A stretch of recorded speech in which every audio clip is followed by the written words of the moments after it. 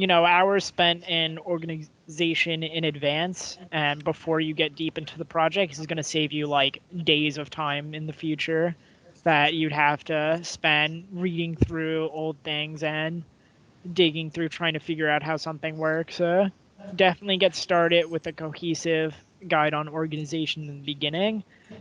Things you can look into is if you're using a repo using GitHub, GitHub has a wiki feature where you could just make your own documentation in the GitHub.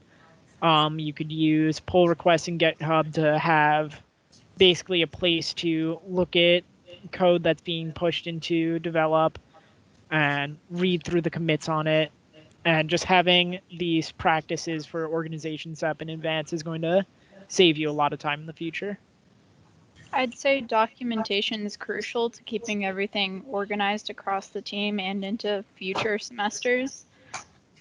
It's kind of on the edge of development, but take notes, write things down, documentation. It really comes in handy. You'll be surprised how much you come back around to stuff that you've already done, and your documentation will save your life and make things easier in the future.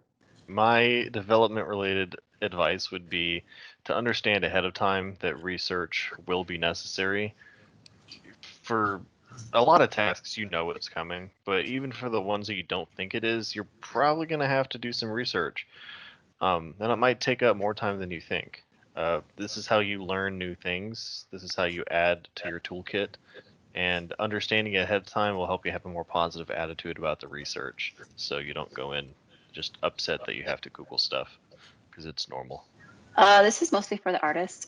Make sure that you have your reference images and you think through your steps of completing an assignment because it saves you a lot of time going back later and having to start over. Also, communicate and check in with your team and make sure that you understand what you're supposed to do and get feedback early on before you complete. Considering that I work as a designer, to not be too afraid to put your feet in the water. Kind of experiment with almost everything, whether it's Photoshop, Illustrator, or the engine. Kind of learn so you can learn new things. Don't be a butt about it. It'll help you in the future, even if probably learning how code works, just trying a bit works. Experimentation is best. Write everything down.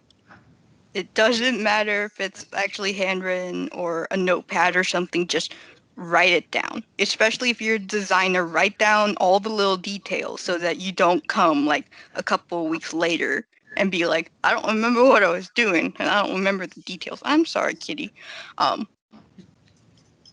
But yeah, just write everything down.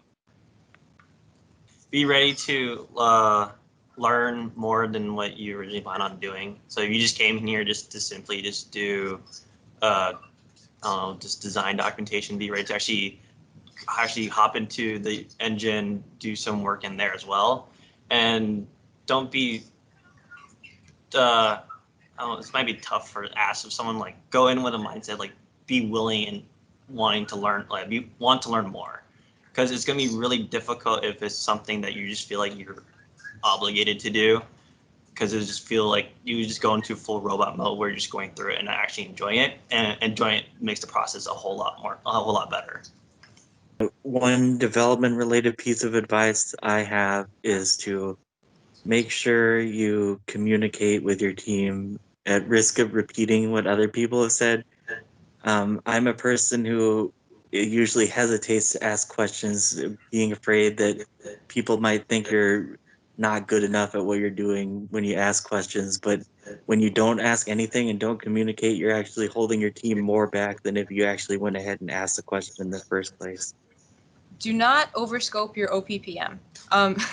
Be realistic with your time estimates, but do not crunch your team. Definitely be respectful of people's time, and definitely don't overscope them. That is probably a very big issue. It's going to keep you on track. It's going to keep your team happy. Just set realistic, attainable goals. It's good for team morale as well.